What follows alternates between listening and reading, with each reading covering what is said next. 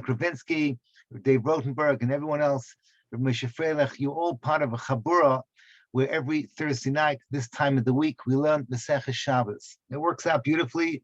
We've discussed this last year. Why is it that the story of Hanukkah appears in Shabbos? It appears in the second parak of Shabbos, parak Bava Madlikim. And I'm going to read to you the Hanukkah story, the way you learned it. Is little boys, little girls, the way we learned it, the first time that we learned it, fresh from the Gemara.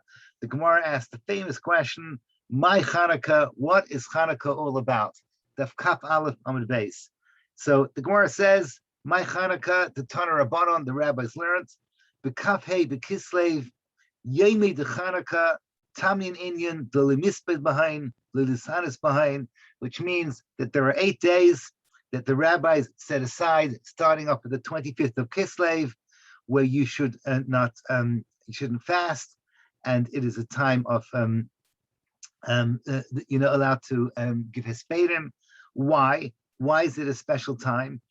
Because once upon a time, the following story happens.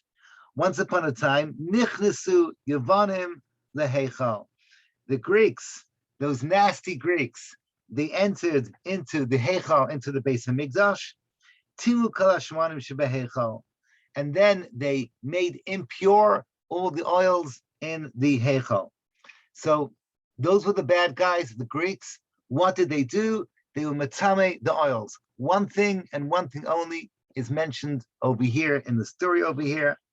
Then the Hasmoneans and their Malchus came along and were miskaber, benitzchum, they beat the Greeks. Badka, they checked out, they found one vial of oil. There was only enough for 1 day. A miracle happened, it was enough for 8 days. And Shana Acheres, Kabum, Ba'asim, Yamin Tevim, Ba'halo V'Hodah. They made it into a time for Halo V'Hodah.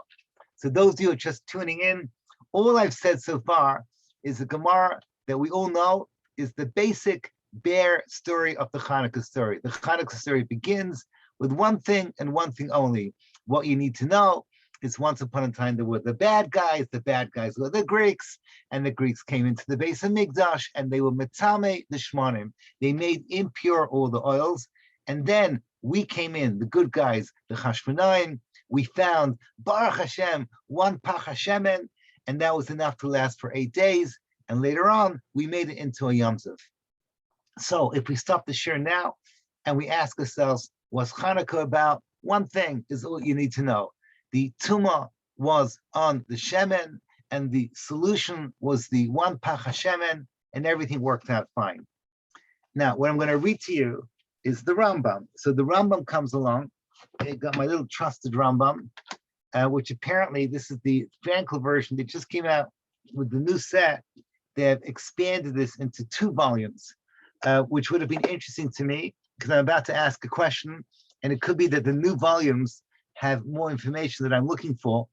The Rambam does not mention a story about one gzeira of the Greeks, one terrible thing, but rather, can you guess the number he's going to be reaching? 8 things. He mentions 8 things that happened in those times, not 1, but 8. What are the 8 things? Let me read it to you. For those of you that want to know where I'm reading from, this is the Rambam, Perek Gimel, Hilchos Chanukah. Perek Aleph and Perek Beis is actually Hilchos Megillah. But by Sheni, in the second temple, Kishemolchu Yavam, when the Greeks reigned, Gazru Gzeres al Yisrael, they made decrees. How many? There's going to be 8. Number 1 is, it says over here, Batlu Datam. Batlu Datam, the Mavatal, they removed our religion. So what exactly is this referring to? There's different opinions. I'm going to go with the one that works simplest for me, is that Batlu Datam, that there's another girsa that says Batlu Dinam. Basically, they came along and they said Jewish court laws are now removed, and now we have Greek courts of laws. You had to, it's Megillus Tanis, Perek Hey. It's brought down in the Medrash that says that one of the gezeres of the Greeks is that we were not allowed to have our own jurisprudence, the Torah based in, but rather we had to have Greek based ins. Number one. Number two, they didn't let us study Torah. So here again, it's brought down in the Sheiltas and other midrashim that says there was a gzera that you weren't allowed to study Torah. Torah became hidden underground. We weren't allowed to study Torah. Number three, that they didn't allow us mitzvos. What's mitzvos? So the most famous medrash of all is that they took away Shabbos, they took away Rosh Chodesh, and they took away Bris Milah. Then comes what I want to talk about. Upashtu yadam b'mamayim. They spread their filthy Greek hands on our money. Okay, hold that thought. We're going to go back to it in a moment. But one of the bad things they did was they spread their hands against Jewish money. I'm not explaining that yet. What I want you to hear is that number 5 in the list is ubibnei sehem, and on their daughters. So the Rambam says is that 4 and 5 of the decrees of the Greeks is that they spread their filthy hands on number 1, our money, and number 2, our daughters. So the daughters ones, we all know, the Gemara talks about it. The Gemara says that every single Jewish girl on her wedding night had to be defiled by the local Greek commander. When it says Pashti Yadayim b'bnei sehem, it wasn't a random system where they abused Jewish girls, but rather a very, very, very, very specific system that they had to mevatel the kedusha of the Jewish girl by taking her away on the wedding night, the night of greatest kedusha, and taking her over to the local Greek commander. That was the 5th gezerah of the Greeks against the Jews. And number 6 and 7 is nichnasu lehechal. They came into the Beis Hamikdash. Number 7, parts of a pirtzes. They made, as the Mishnah brings down in Midos, they made 13 breaches in the walls. And finally, number 8, vitimu hataharas. So here we're back into familiar territory. They made impure everything that was pure. He doesn't specifically mention shemen, but we can assume that he's referring to the fact that they made impure the shemen. So these are 8 things. The Rambam is basically taking from all the midrashim and boiling it down to 8 decrees that the Greeks made against the Jew. The 8th one is the one that the Gemara brings down. The fact that they took the shemen and they made it impure. What was number 4? Number 4 was that they put their hands against the money. So I want to know exactly what this is referring to. There's a lot of sparm that I have over here that talk about it. I have a sefer over here, a collection of all kinds of midrashim, and they go through the Rambam and they give all kinds of possibilities. What is it referring to? I have my Rebbe sefer, or of Ram Gurwitz. He has a little essay on this question over here. The problem is as follows, is that all the midrashim that they try and bring down is where the Greeks caused monetary loss.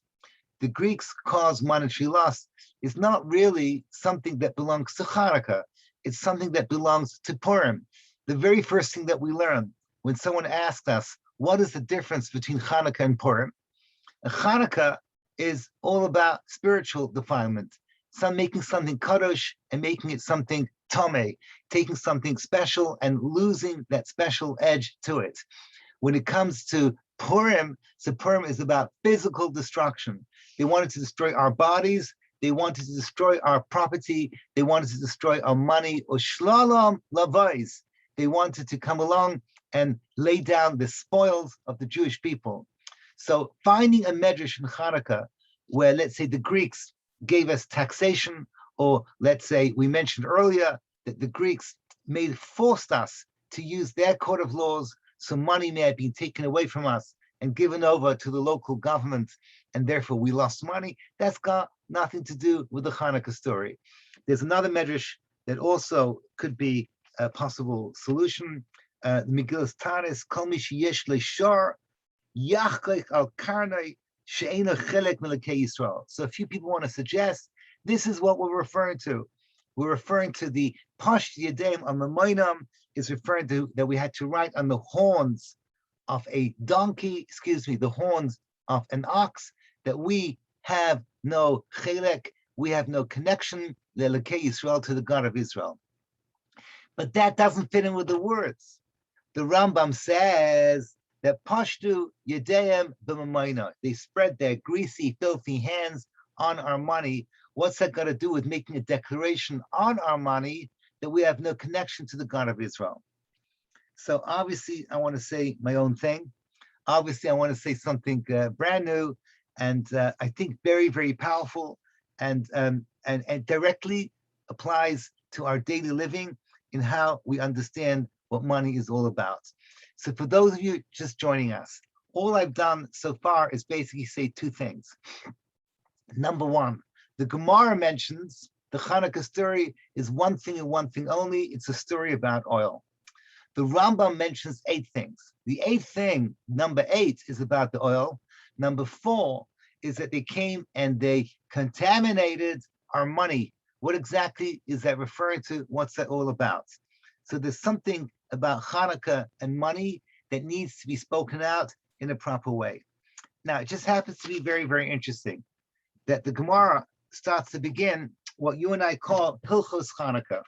The Gemara in Daf Kaf Beis starts to bring down the laws of Hanukkah, one after the other. And one of the first things that the Gemara talks about is actually something that we spoke about. Those of you who are in the Chabura over here, welcome with Eli Loeb, Reb Michal Friedman. All the Bnei Chabura know that last year we spent a lot of time talking about bizui mitzvos.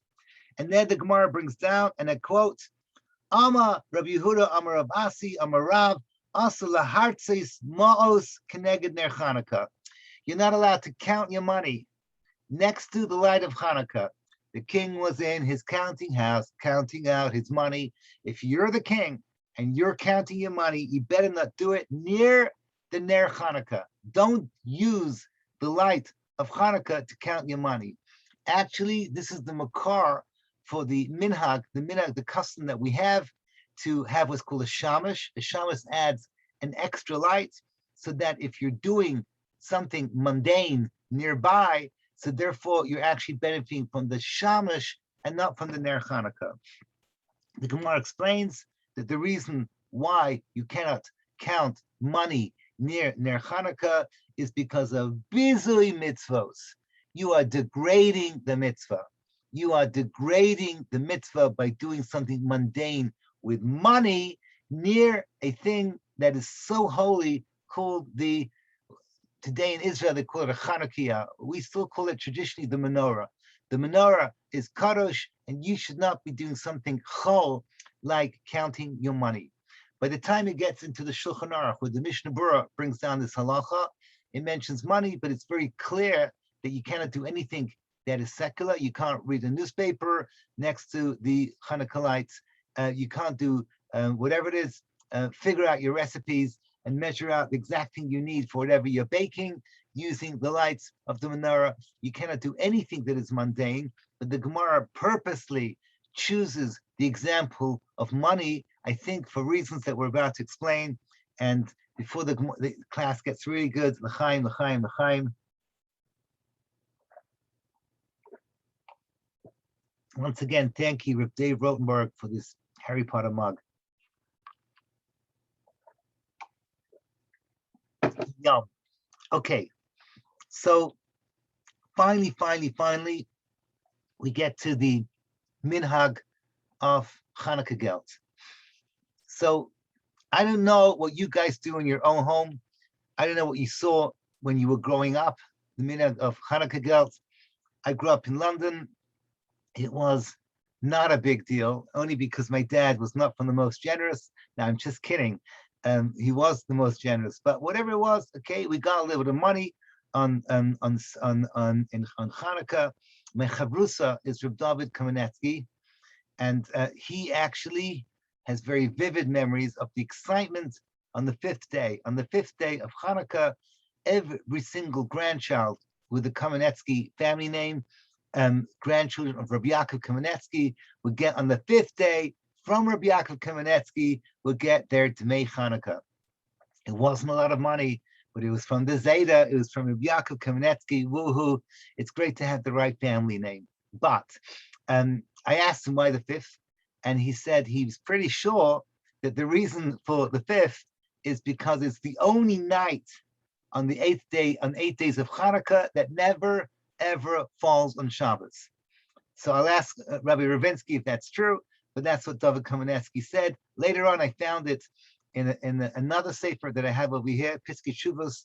I have over here, it's brought down that Reb Chaim Kanievsky said the same thing about his father, the Stipler, that the Stipler used to only give Demei Hanukkah on the 5th night. Why on the 5th night? Because it's the one night that can never ever fall on a Shabbos. Okay, but whatever the minhag is, by us, it's always the first night. The first night is always the big night. Or I imagine that some of you do it the night that is where the family gets together, whatever it is, family, simchas, doesn't make any difference. The minhag of Chanukah Gelt is across the board. The Sephardim do it, Hasidim do it. Hasidim make a huge big deal out of it. Last year, 2 years ago, I went to the Belzer Rebbe's Chanukah Tish. It's a big deal over here. My good friend, Dr. Michael Lashansky, has some kind of protexia. He get me right to the front. And every Bachar gets this little package with Dmei Chanukah from the Rebbe. And it's like that across the board with all Hasidus. I have over here from Rav Chaim Falaji something I don't understand, because he explains the minhag based on Kabbalah. So I'm really, when I say I don't understand, it means I really, really don't know what he's talking about. There are different theories about how the minhag began. Rav Chaim Friedlander in Sif Sei Chaim, in Moadim base, page Kufla Medalad, he brings down the following. He says that the Panovich Rov and others, they say that the minhag began because the Gzeira was against the Torah. As we all know, Shemen represents the menorah. The menorah represents Torah Sheba'al Peh. The menorah represents the yeshiva world. The menorah is all about this thing, right? A page of Gemara. That's what they made Gzeira against. So therefore, we gave money to yeshiva students. That's how the custom began. And eventually, it just became a minhag to give to all children. We didn't discriminate. And somehow it ended up the boys and the girls and everybody. But it began by giving money. In the words of the Sifsi Chaim, you take Shalei Lishma, you give them money, and eventually they want to learn Torah L'Shem Shemaim. Beautiful possibility that the whole thing is all about Keneged Torah. It doesn't really sit well in me, because as we all know, that the Chaim Kanievsky and the Stipler did not differentiate between the boys and the girls. And it was grandchildren, it was within the family, the fact that there are minhagim to give a lot of tzedakah in the times of Hanukkah is a beautiful minhag. But let's be honest, that beautiful minhag applies to all Yom Tovim. Whenever there's a Yom Tov, we always have to remember the poor. And I guess in Hanukkah, it makes sense that we focus on yeshivas, because that's the time of the year. We always say that Hanukkah is the festival of the yeshiva bachrim, because the Gzeira was against Torah, and Shemen and oil represents Torah. Beautiful. It still does not properly explain the minhag of Chanukah Gelt. I just want to point out that it's Chanukah Gelt. We live in Christian America, or Canada, wherever you're from, okay? And there they give this time of the year Hanukkah Xmas gifts. They give gifts. So we're very careful not to give gifts. We don't give presents. The truth of the matter is, I have heard of people that actually give gifts on Hanukkah, and I don't think you should make a big deal about it. Honestly, I don't think it's a big deal. It's a little goyish, okay? It's a little goyish to give gifts. I don't think that my little grandchildren get money from us. I think my wife will give them little presents, but that's just whatever. I don't think it's a big deal. The minhag is dafka money. It's dafka money, to give money. So there's something very big going on over here. I want to share with you a fantastic, deep idea about what's going on behind the scenes. I just want to bring down to you that I have over here from another sefer, a sefer that brings down about the minhagim of counting money, and he says, can you guess? This is, by the way, this is Sefer Shari Oira. Shari Oira was written by the son of the Balatanya. So it was the second Lubavitcher Rebbe. He wrote Sefer Shari Oira, and he says that the reason for the minhag of giving out Chanukah gelt is because of the Rambam, because the Rambam says, Pashti Yadayim b'mamaynom. They spread their filthy hands, the Greeks, their tamei hands, their impure hands on our money. So I saw that Reb Nati Stern has just joined us. Reb Nati, Shalom Aleichem, all the way. He has relocated from Kansas to Houston, Texas. I just wanted to, Shkayach, just want to give you a quick summary of the story so far. What we have over here is we have this Rambam that tells us that one of the 8 decrees that the Greeks did was against our money. I have just connected it to the minhag of Chanukah gelt based on the Shari Ur, but it's kind of a cyclical problem. What were the Greeks doing, waging war against our money? What exactly does it mean that they waged war against our money? And therefore, we have this minhag to give money, dafka money, not gifts, to give money to our children, to our grandchildren. If you are a Litvak, you give it on the 5th night, because that's the only night that can never fall on Shabbos. That's what the Kamenetsky and the Kinievsky, oh my gosh, it sounds like, keeping up with the Kinievskys and keeping up with the Kamenetskys, all these people, that was their minhag on the 5th night dafka. What's going on? One more shita is that the reason why we give Chanukah gelt is because you are not allowed to count your money near the menorah. So to remind ourselves of this halacha, we give out money and then we tell our children, here's money, remember not to count it, not to see how much we gave you, using the, or so to speak, the lights of the Chanukiah. Okay, so I want to share with you a tremendously powerful idea. And to do that, we need to begin at the beginning of the beginning of the beginning of the beginning and ask a simple question. What is money? What does it mean, money? We live in a world where we have all kinds of things that we absolutely need to have in this world. I'm sitting on a chair. I have in front of me a table. Here's a thing called a cup. Inside is a good cup of coffee. And yeah, all these things we need to have in this world. We need to have beds. We need to have houses. We need to have things so that we can buy and we can sell and we can run what's called we need commerce, that we can run our lives to have the things that we need. All these things are things that we have to have in the Bria. We have to have them in creation. Let me ask you a question. Was it absolutely necessary for God to create money? Did God need to say, let me create money? So I'm not an economy expert. I do have an MBA. I can show off. I definitely do have an MBA, but I can tell you the following thing. I'm assuming that if you are an economic historian, you would say that our ancestors back in the Bronze Age, when everything began, they started doing commerce using what's called barter. Barter means the following thing. If I owned a flock of sheep, I would take it to the market and I would come along and give one sheep I would use to buy whatever, a suit that I'd be able to wear. And the next, I would use the next sheep to buy whatever, a bookcase to keep my books. Well, I didn't have books in those days, but whatever it was, the equivalent that you needed to do. So you'd come along and you would basically use what's called the power of exchange. Everything can be done using this economy called barter. You don't need to have a thing called money, okay? You don't need to have these things over here, okay? You don't need to have coins to be able to run an economy. Then one day, somebody invented a thing called money. I'm sure that's what they teach if you are a historian that wants to teach how economy began. Somebody somewhere in Mesopotamia probably invented the idea of a coin. And basically it made life simple.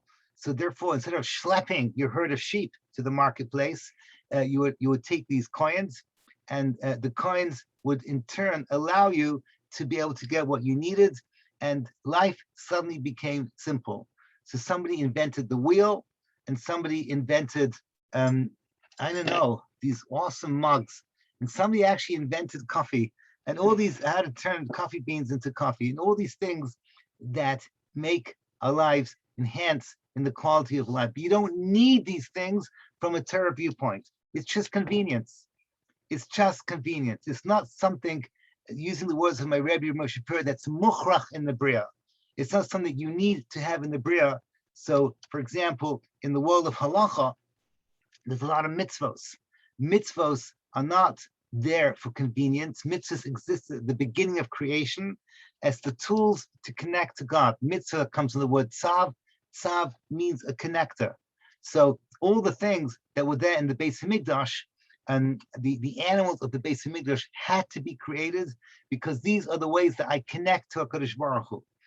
All the things that we have that involve money in general in Judaism, you don't have to give cash. You don't have to give gelt.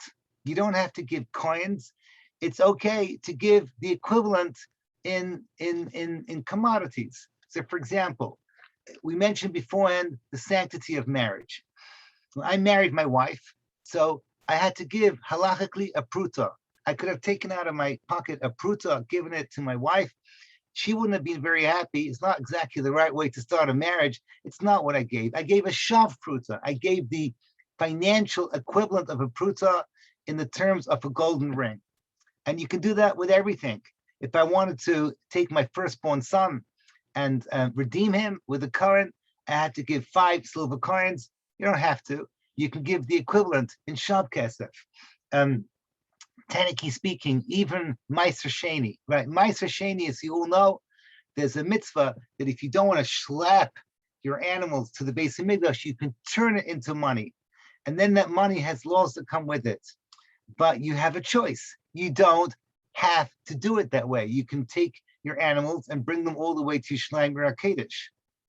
So it's a shocking thing to think about, that you don't need to have money in creation for you and I to live our Torah lives and for the world to exist. Money is a convenience like everything else. To be honest with you, it's now 2021, soon to be 2022. Money is becoming of diminishing importance because we can do the same thing without using coins. We can use the banking system. So we can take out our little credit cards that now come with Wi-Fi, and we can swipe, and everything can be done, technically speaking, within a generation. It could be that our children can be born and can live 120 years without once seeing a coin. They don't need it. Everything can be done online. Everything can be done using cryptocurrencies or whatever it may be. Money's just a tool, and the tool, if it can be replaced with something more convenient, let it be that way. What's the problem with what I'm saying? Who here, I see we have a chat over here. You can get, who can write down, there's one exception. There's one mitzvah in the Torah that proves me all wrong. There's one mitzvah in the Torah that without money, you cannot perform the mitzvah. It involves cash, and it's something that is mukhrach in the Bria, which proves that when HaKadosh Baruch Hu created the world in 7 days, and he created the birds, and he created the fish, and he created the insects, and he created the sun, and he created the moon, he also created money because it was necessary for one mitzvah and one mitzvah only, that without it, it cannot be. Machatzis shekel. Thank you very much. Okay, there we go. Okay, so yeah, Pidyon Ben, we already mentioned you can use Shav Kesef, but thank you very much, Rabbi Ravinsky, who's driving, I imagine, he just performed some kind of a bris somewhere. Are you in Kentucky or are you somewhere bizarre? Where are you? Which corner of the Midwest are you driving through, Reb Mike? I'm driving from Indiana. Okay, Ashrecha. I'm in boring old Yerushalayim Rakedish. But be that as it may, good old Reb Michal correctly says Machzis HaShekel, the half shekel. The half shekel cannot be given with the equivalent of the half shekel. You have to give the shekel itself. So what's going on over here? What's happening behind the scenes? So first of all, let's figure out how this thing works exactly. HaKadosh Baruch Hu created the world. He created things that were necessary for mitzvos. We now find out that there's one usage for money that must be, because you need it to whatever it is. Every mitzvah is a way of connecting to HaKadosh Baruch Hu. There's one mitzvah called the Chatzi Shekel. As you all know, every Jew has to give a machzis hashekel that goes into this huge big container in the Beis Hamikdash, and it was used for the korbanos tzibor, to bring the public sacrifices on behalf of the Jewish people. By the way, for the ladies that are listening, this is the big argument why women possibly should be chayiv in davening musaf. Musaf corresponds to the korbanos, and they also have a connection to the machzis hashekel. The point is as follows: the machzis hashekel proves to us that there must be a necessity for money in this world.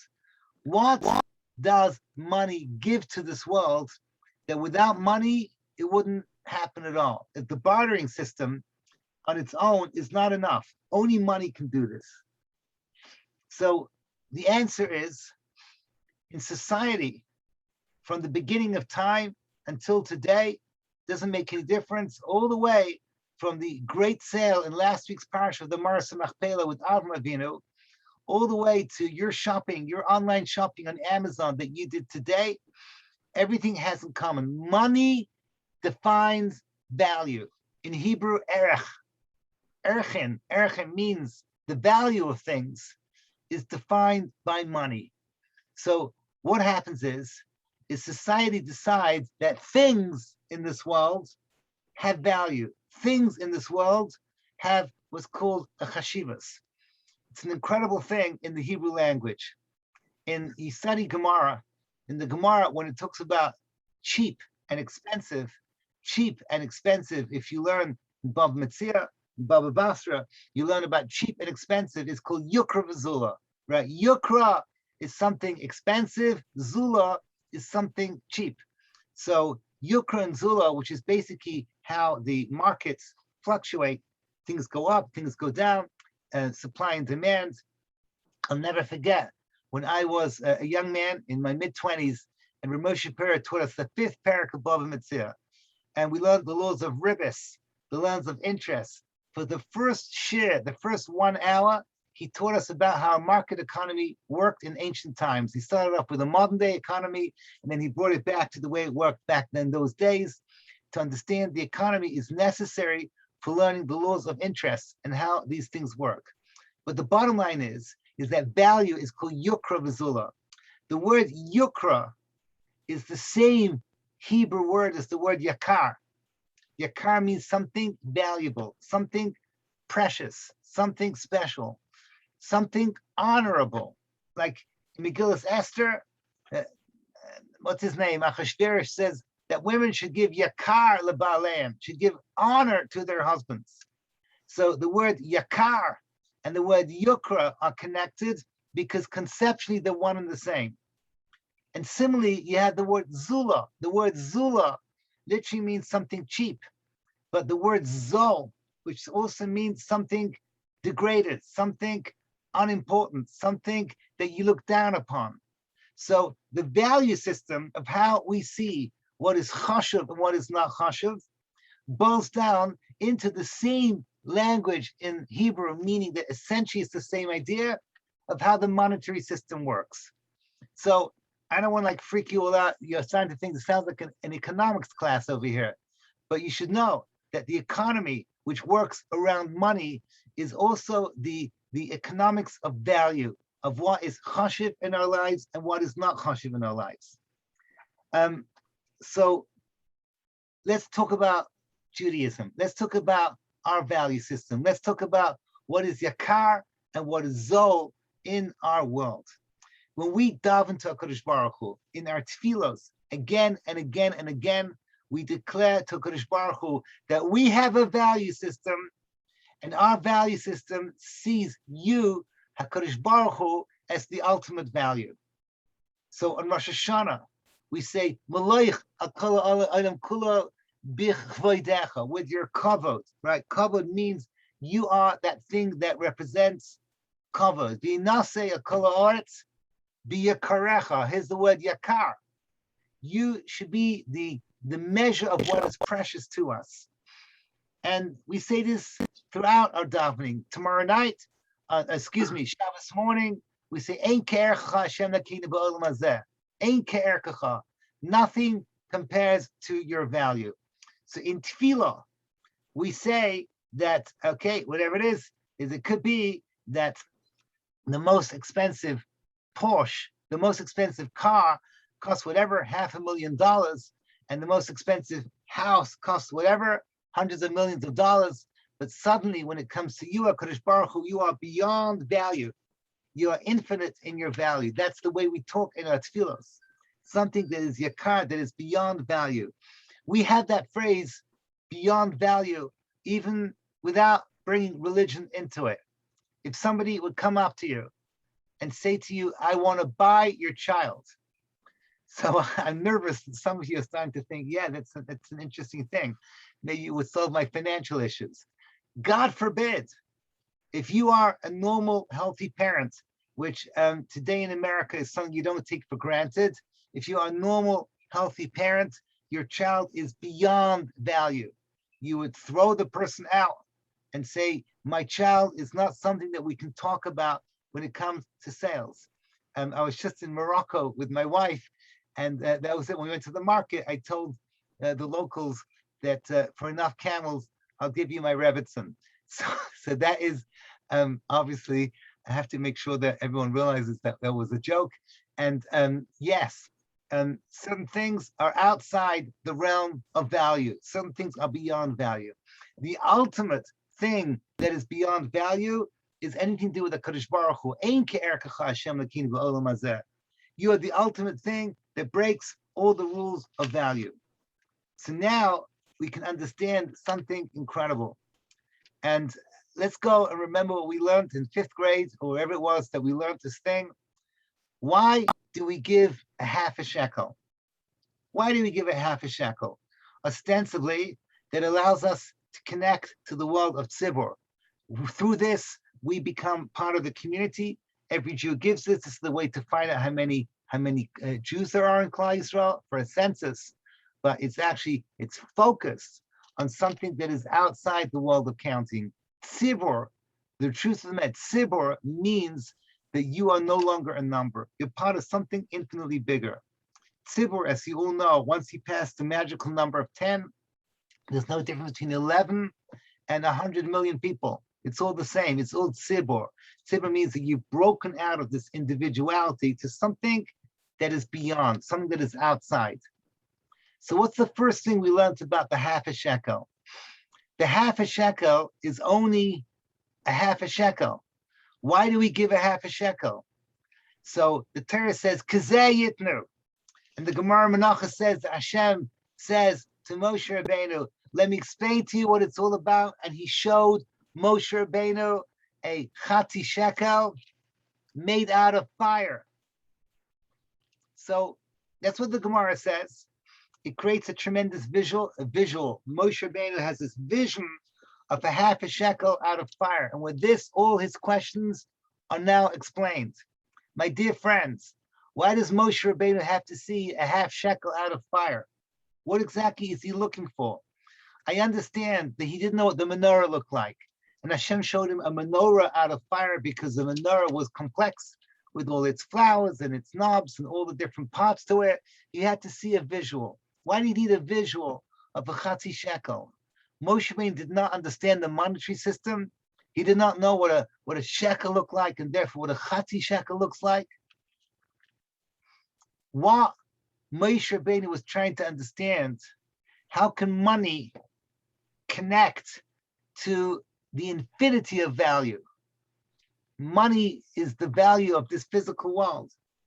Money is the way that I buy things that I can bring into my house. or things I can bring into my field, investments. But what's it got to do with the world of the Beis Hamikdash, ultimately the world of Tzibur that is outside the world of value, that connects to the infinite value? Hashem shows, and as the Gemara brings down, he took it from Mitachas Kisei HaKavod. He took it out of from the heavenly throne.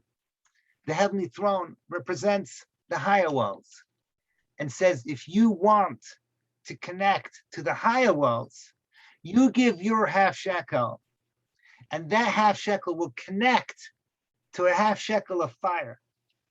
Fire symbolizes the world that is beyond, connected once again to Hanukkah. Is that fire is always symbolizes something that defies gravity. It takes us to a world that is infinite. And therefore the chatzi shekel that is made out of fire, this fiery half shekel, is the half shekel that is, so to speak, God's half of the half shekel. So we give one half, and God gives the other half. And through that, you and I connect to infinity. We connect to a world beyond. This is exactly what we can learn when HaKadosh Baruch Hu introduces one mitzvah that must be done with money. That a Jew, when they value money as much as it connects to something that is infinite, something that is beyond. It's just an incredible thing. You talk about Jewish values. How are we supposed to look at money? It just so happens to be, I didn't even realize I had this bag over here. These little shekels that I have over here, just the Israeli shekel value, this money, that they have over here, all these shekels over here. I actually keep them because every Friday night when my wife lights candles, I take out a little silver tzedakah box. Before she lights, I put a coin or a few coins that she puts it in, because it's an Indian to give tzedakah, as it always is. Chesed always precedes our mitzvos wherever possible. For us, the word shekel comes from the word lishkol, which means to give. So a Jew sees this thing over here, which it's beautiful that our country has, we use a thing called a shekel. This is an Israeli shekel over here. I don't know if you can see it, it's a shekel. Shekel literally means lishkol, which means to give. I don't see a taking shekel, I only see a giving shekel. Money for me is to do an act of chesed, and therefore it connects to something infinite. It's interesting. The most serious out of all the mitzvos when it comes to money is ribbis. I know that a lot of you think that ribbis is just another way of saying an Ashkenazi frog, as a joke. Ribbis. It's not so funny. But ribbis means that I'm not allowed to give you money to help you out, where in the back of the mind, I get to take from you more than I gave. It turns money from a giving shekel to a taking shekel. Ribbis and the whole world of ribbis is gematria, it's the same letters, right? Taryab. Ribbis is 612, connected all 613 mitzvos. Because what you've done is you've taken the marechet of value in this world, instead of connecting it to the infinite, which is what tzedakah always does, you're now bringing it down, as you're going to figure out where I'm going with this class, into the world where the Greeks gave value. You flip the whole thing around. You have undermined everything. The whole purpose of Jewish money, let's say God gives you a very good parnasa. Halavai to all of you. Think of us people in Yerushalayim. Imagine you have a good job. So how much money do you need to live? $100,000 a year, $200,000 a year. At some point, your money is extra. What do you do with that extra money? So Hashem says to you, I gave you that money to be my gabbai, tzedakah, to give beyond, which another was saying to connect to the world of the infinite. It's interesting. We're here in the Shemitah year, as you are fully aware, even if you're from afar, here in Yerushalayim, we're in it, in the Shemitah year. At the end of the Shemitah year, we write a prosbol for Shmitas Ksafim. Same idea. Shmitas Ksafim means that just like you have the agricultural world is all anchored into spirituality, Similarly, the monetary world, once every 7 years, all the debts that we have disappear, and we remind ourselves that a person should not be constrained physically into the world of money. Money should be something that can set you free to connect to the infinite. So all the halachos that we have in money again and again and again is to remind us about the chati shekel, that the second chati shekel is made out of fire. The one that completes it is something that doesn't belong here to this world. I had a thought. Okay, I don't even know if it's true or not. I had a thought. Ramesh Shapir used to always say that you can talk about the parsha all the way till Friday afternoon. There was still in Chaya Sarah. Chaya Sarah works 6 days backwards and 6 days forwards. He used to quote it. I don't know what his makar is, where his source is. We can still talk about Chaya Sarah. The first major transaction we mentioned was Maras Machpelah. What is Maras Machpelah? Maras means a cave, Machpelah that is doubled over. I don't know it from the Kabbalah farm. I know this from the Hasidic farm. A double over means that you got the higher one and the lower one. The higher one, which the Avos and the Imos knew about, the higher one, which Avram Avinu could see and Ephraim could not, corresponds to, as we say in Kabbalah, to the higher Hey of Hashem's name, Yud Hey Vav K, Yud K Vav K, and then you have the lower one. Chevron, Chibor is where the higher worlds and the lower worlds meet. It's the connection. Chevron is where the higher worlds and the lower worlds meet. I don't mean to be rude to our Islamic friends, but they can't see that higher world. Only Avram could see it. Ephraim was blind. He couldn't see it. He saw this was the connection to something. So the first transaction involving a Jew gives a ton of money because he wants to connect to Maras HaMachpelah. That's something where the lower part connects to the higher part. And that's how you have exactly like the Chati Shekel, the second half shekel is that higher cave, the higher Maras Machpelah that Avram could see, and Sarah could see, and Adam and Chava could see, and Yitzchak and Rivka could see, and Yaakov and Leah could see. But the non-Jewish world was blind, could not see that higher level over there. So now I want to quote to you from the Yerushalmi. So I have to tell you, I found this Yerushalmi again from my Rebbe Sefer Avram. Yerushalmi is quoted by a Ritva in Avodah Zarah, Ayin Hayim at base. It's talking about the mitzvah of Tfilas Kelim. What does Tfilas Kelim mean?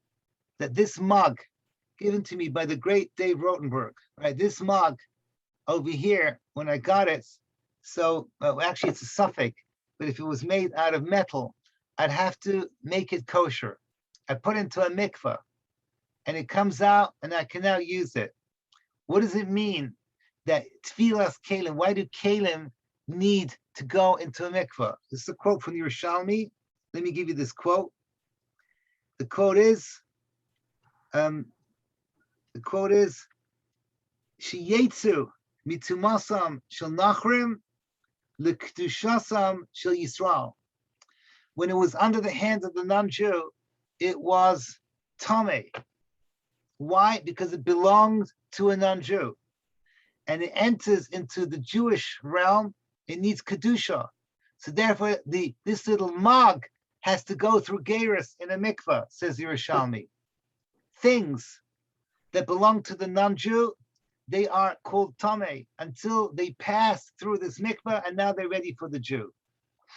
Let me translate this into the language of tonight, as you all know, is Rosh Chodesh Kislev, into the language of Chanukah. The tumah of the economic system was created by the Greeks. The tumah of the, even though of course Tfilas Kelim goes back to the Midianites, but the idea is what they wanted to do is to create a tumah in money in exactly the way they wanted to create a tumah in the Jewish women. Remember how the Rambam says it. Upashtu Yoram. They took their hands and they were metame, money and Jewish women. So this is not the same tumah as the tumah of the oils. There, the tumah of the oils is bepashtus, the tumah of the zov, right? Whatever it is that they Chazal put on non-Jews, a tumah. and they passed onto the oil, and they were metame it. That's classic Tum and Tahara of the Beis Hamikdash. Is the classic Tum and Tahara that we learn in Sefer Vayikra, right? The idea of Tum and Tahara. But there's other ways of Tumah, of contaminating. A Greek can contaminate a Jewish woman on her wedding night, because that's the night where she's supposed to get Kedusha, Hariyat Mukudeshesli, and they bring it down into the lowly Tumah. All they did was have relations with the Jewish woman. At that point, then they have infected the woman with their Tumah. It's not the same Tumah as the Tumah of contaminating oil, but it's the same thing, is that we disconnect from the world of infinity and we lock it in to our lowly physical world. That's what the Greeks wanted. That's exactly what they did with money. It's exactly what they did with money. They wanted that the monetary system should be based on the Greek value system, not the matbea shel eish, not the fire, not the mars hamachpelah. It should be the Greek value system. What's the Greek value system? So I'm a little bit embarrassed to do this, but I actually went online to make sure that I still had it right. When I was bar mitzvah, I was 13, the first album that I bought was called Dark Side of the Moon. I'm not sure that anyone of you guys, Michal Friedman, I don't know if any are old enough to know what it's all about. But in those days, in the 1970s, Nati, have you heard of Pink Floyd? I don't even know. It's before your time. And there, one of their most famous songs was called Money. Oh, Mike just came back. It's called Money. Okay, the words were money, it's a gas. Grab that cash with both hands and make a stash. New car, caviar, 4-star daydream. Think I'll buy me a football team. I can actually sing it for you. But the point is that for them, money, and even though that it was satire, that some was satire, making fun of the system, is a world that is crazy over money, because with money, you buy the Greek value system of Tumah. That's what they wanted, to matame everything. So everything, with money, you make money so you can connect to the Greek value system of what has erech, what truly has value. So let's come back full circle over here. But the Rambam lists 8 things. Number 8 is the ultimate one, because that's the Tumah of Shemen, which is the Tumah of the Torah itself, of the essential Torah itself. But everything else that comes out of Torah, which is the Jewish family and the Jewish economic system, they wanted to mitzama that as well. And that's exactly Pashti Yadayim b'mamoinam or Pashti Yadayim b'bnei Seim. It's all the same thing, is that there should be no chati shekel shel eish. That's what the Greeks wanted. Now we understand the Jewish custom, the halacha, that you're not allowed to count money, because we're very sensitive in Hanukkah when it comes to money. We're worried that that God forbid you should do something mundane with money near the kedusha of the menorah. So we keep that separated. But then the minhag of Chanukah Gelt is the exact opposite. Chanukah Gelt, we give the next generation and say, this is Chanukah Gelt, Chanukah money. This is our value system, which connects to where Freelander says we secretly hope that they'll use it to buy Sfarim, or they'll use it to give tzedakah, or they'll use it for something Jewish. But the idea is that what we recreate with Chanukah Gelt is the monetary system that is connecting to the infinite, to the matbea shel eish, to the maras hamachpelah, to that which is beyond and that which is infinite. So I want to finish up with a short story, and I have to share you the story. Whatever it was 15 years ago, I was with a group in Europe. We went to a city called Avignon, and there they had the Palais de la Papa, which means the palace where the popes used to sleep and live. I asked the Shaila, you're allowed to go in it, because it wasn't used for prayer. It was only used for living. And the climax of the tour is that you go into where the Pope actually slept. There was a period in history, I think for 100 years, where Rome was moved to southern France. And that's where the popes were. So I actually was in the bedroom where the Pope used to sleep. And there was a secret room, a small little room. And she asked us to guess what was in there. Everyone just assumed it was connected to Znos, but it wasn't. It was his counting house. The king was in his counting house, counting, and what happened was that the Pope used to make money from the people. They were called indulgences, which allowed them to take money from the masses, and that money, with that, they would free them of their sins. Classic Christianity.